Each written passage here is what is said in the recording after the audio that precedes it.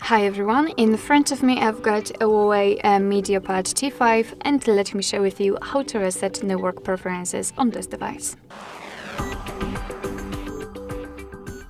So let's start with opening the settings, and here in this left section we have to scroll down to the very bottom to find the system.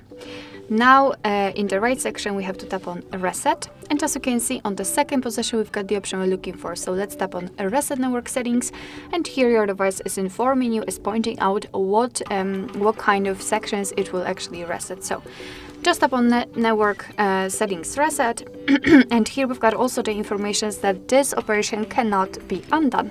So be aware and then tap on Reset Network Settings. And as you can see, we've got this information, which means that we just successfully reset network preferences. Alright, so that will be all. Thank you so much for watching. I hope that this video was helpful, and if it was, please hit the subscribe button and leave the thumbs up.